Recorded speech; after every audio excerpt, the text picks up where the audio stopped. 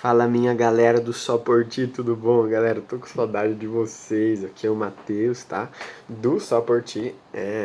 E hoje a gente vai responder a seguinte pergunta: a Eucaristia, ela é um prêmio para os bons?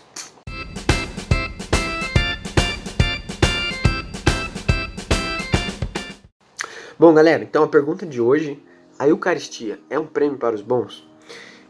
Eu gostaria de deixar uma coisa muito clara antes da gente começar isso aqui, tá bom?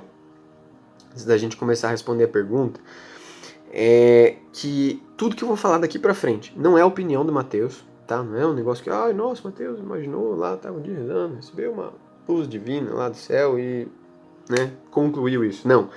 Não é a opinião do grupo de oração, não é a opinião da Renovação Carismática Católica, isso é a doutrina da Santa Igreja Romana, uma senhorinha aí de uns 2000 anos, só isso, né? Só um pouquinho de idade aí, que nos ensina o seguinte: através de São Paulo, na primeira carta de São Paulo aos Coríntios, pega lá nos versículos 1 Coríntios 11, dos versículos 23 até o versículo 32. Eu não vou ler todos, mas você pega aí depois e leia tudo, tá bom? Então São Paulo vai dizer assim, no versículo 24: e depois de ter dado graças, partiu e diz, partiu o pão, né? Isto é o meu corpo, que é entregue por vós. Fazei isto em memória de mim. Pulamos lá para o versículo 27. Portanto, todo aquele que comer o pão ou beber o cálice do Senhor indignamente será culpável do corpo e do sangue do Senhor. Pulamos para o 29. Aquele que come e bebe sem distinguir o corpo do Senhor, come e bebe a sua própria condenação. E o versículo 30, presta muita atenção nisso. Essa é a razão por que entre vós há muitos adoentados e fracos e muitos mortos. Então, onde que a gente quer chegar com isso? Vamos lá. São Tomás de Aquino vai nos ensinar o seguinte, olha só. Ao passo que nos outros sacramentos está contida uma certa virtude instrumental participada de Cristo, nele está contido o próprio Cristo substancialmente. Ou seja, ele está falando da Eucaristia e ele põe um contraponto de que, por exemplo, na confissão, né? Não é diferente da Eucaristia, não é o próprio Cristo que está ali e que né, se entrega, se dá no seu corpo, no seu sangue, na sua alma, na sua divindade a nós, na Santa Missa. Mas nos outros sacramentos, Jesus, na pessoa do seu ministro, ou seja, no padre, por exemplo, né? Eu estou dando o exemplo da confissão. Então, no padre que nos perdoa, não é o padre que nos perdoa, é o próprio Cristo que, na pessoa do padre, perdoa os nossos pecados. Por isso que quando o padre é ordenado lá, né, também o sacramento da ordem, através do bispo, as mãos são ungidas, porque aquelas mãos ali, aquela mão que se levanta e faz o sinal da cruz sobre nós, aquela lá é a mão chagada do próprio Cristo, que perdoa os nossos pecados.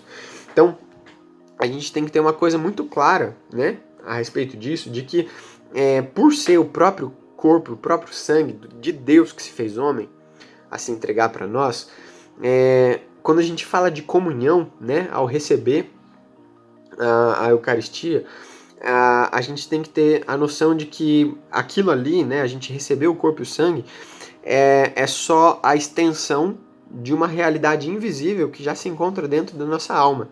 São João Paulo II vai dizer o seguinte, olha só: a integridade dos vínculos invisíveis é um dever moral e concreto do cristão que queira participar plenamente na Eucaristia, que foi o que São Paulo disse aqui, né? Então, o que São João Paulo II quer dizer com isso?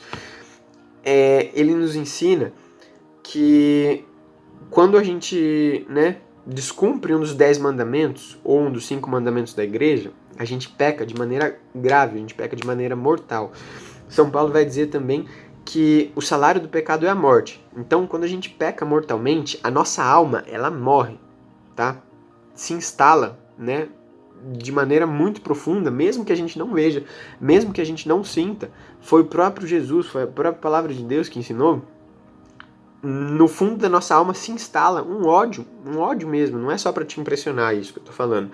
É verdadeiramente um ódio muito profundo contra o próprio Deus, mesmo que a gente não sinta, mesmo que por fora esteja tudo maravilhoso, lindo, a gente vai lá no grupo de oração, chora, reza, fica alegre, né, e aquela coisa toda gostosa, né, mas lá no fundo, na nossa alma, tem um ódio muito profundo.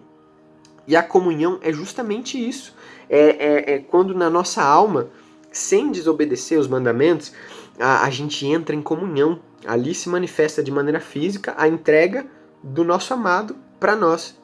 E se a gente tem esse ódio profundo, né, convém, né, que comigo, não fica muito legal a gente, sei lá, dar um abraço numa pessoa que você odeia. Não é gostoso, né? Então, nessa questão, voltando na questão do remédio, né, a frase que o Papa Francisco diz, ele diz assim, ó, a Eucaristia não é um prêmio para os perfeitos, mas um remédio generoso e um alimento para os fracos, tá? Só que São Tomás de Aquino também ele vai dizer assim, ó, não é qualquer remédio que convém a qualquer doente. Assim, o remédio para fortificar os que já não têm febre faria mal dos febricitantes. Olha que palavra bonita, né? O que quer dizer isso? É alguém que tem febre, simplesmente isso. Então, o que São Tomás de Aquino quer dizer com isso? Pensa comigo, você vai dar, por exemplo, uma feijoada para alguém que está na UTI de um hospital, quase morrendo? Não vai, né? Convém comigo de que isso vai matar, isso vai agravar. Se não matar, vai agravar mais ainda o estado daquela pessoa. Então, a Eucaristia é, nesse sentido, né?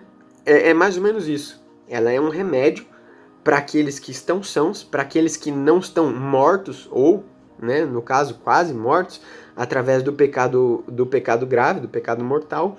É um remédio, é um conforto, é algo salutar, é uma força para que a gente possa evoluir, para que a gente possa crescer em santidade. Mas para isso a gente precisa estar em estado de graça, para que funcione como um remédio da maneira adequada que tem que funcionar.